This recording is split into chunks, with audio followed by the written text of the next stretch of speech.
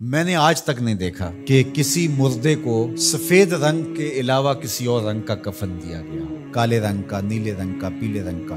हालांकि शरीयत में जायज है, कोई स्याह रंग का कफन दे दे जायज है, नीले रंग का कफन दे दे जायज है। लेकिन हुजूर का एक फरमान कि अपनी मस्जिदों को जीनत सफेद रंग से दो और अपने मुर्दों का कफन सफेद रंग से दो। सफेद रंग से कफन देना मुस्तहब है, लेकिन अगर कोई और रंग से कफन दे दे तो वो भी जायज है। लेकिन हमने वफात के मौके पर कभी इस मुस्तहब को भी तर्क नहीं किया। यानी गम का मौका हो तो हम मुस्तहब भी तर्क नहीं करते, और शादी का मौका हो तो सिर्फ एक निकाह रह गया है जो सुन्नत के मुताबिक। बाकी हमारी पूरी शादी की रस्म व रवाज जो हैं वो सारी शरीयत से मुतसादिम हो गई, इल्ला माशाअल्लाह। बाकी सिर्फ निकाह रह गया, तो वो भी लोग कहते हैं वो पहले जाके मस्जिद में कर आए ताकि यहाँ ये तकल्लुफ भी ना हो, और वहाँ पूरी हमारी शरीयत की तकरीब जो है वो हमारी मस्जिद के मुताबिक। ये ख़ानदानी रस्म है, ये हमने मीडिया पे देखी थी, ये सोशल मीडिया पे देखी थी, ये हमारे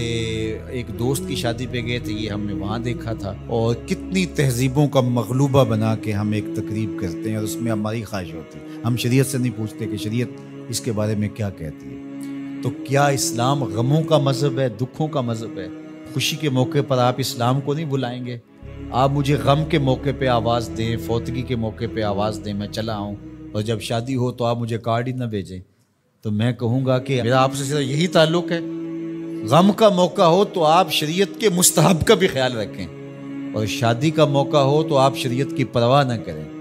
तो ये तो फिर आपकी मर्जी का दीन हुआ ना, जहाँ चाहा उसको पसंद कर लिया, जहाँ चाहा दीन को छुट्टी दे दी। कारोबार में, अपने तर्ज ज़िंदगी में, अपनी सियासत में, अपनी पार्लियामेंट में, अपनी कचहरियों में, अपनी अदालत में, अपने मीडिया हाउसेस में कहीं दीन नहीं है। दीन कहाँ रह गया? अल्लाह अकबर। इकबाल ने जो शिकवा में कहा कि अगर मस्जिद में सफ़ आ रहा होता है तो गरीब, दीन गरीबों के पास रह गया। दौलत बढ़ती जाती है तो दीन भी मर्जी का होता जाता है। मौलवी साहब को पाबंद करने चाहते हैं लोग कि आप इस तरह का दीन दें जिस तरह हम चाहते हैं। तो ये तो अपनी ख्वाहिश और आरज़ू और तमन्ना का नतीजा हुआ। तो अल्लाह फरमाता है फिर ये क्या होगा अगर तुम ऐसा करोगे, तो आखिरत रही, वहाँ तो अशद अजाब तुम्हें होगा ही, दुनिया में भी तुम्हारे लिए खिज़युन, रुसवाई है। और आज हमारा मसला क्या है? आज हम ना दुनियादार हैं ना दीनदार हैं। काफिर तो सीधे सीधे काफिर है और अपना उनका निज़ाम है और उस निज़ाम के मुताबिक चल रहे हैं। और हम क्या हैं? हम राधे बटेर राधे दीनदार। कभी हम कहते हैं हम मुसलमान हैं और कभी कहते हैं नहीं, जदीद तहजीब के नमूने हैं, और हम उस सूरत के अंदर अपने आप को दिखाना पेश कर रहे हैं। तो हमारी शक्लें रोज़ बदलती रहती हैं। मस्जिद में आते हैं तो हम टोपी पहन लेते हैं और फिर हम टोपी भी वहीं छोड़ जाते हैं, और मैं कहता हूँ नमाज भी वहीं छोड़ जाते हैं।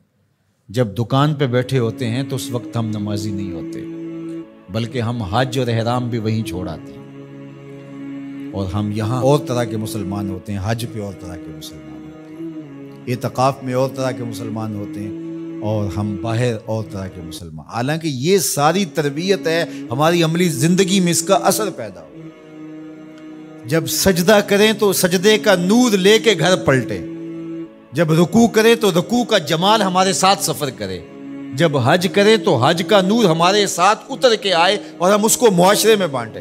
एतिकाफ का जमाल हमारी तबा के अंदर रासिख हो जाए और हमारे अंदर जो है वो नूर बखेर दे।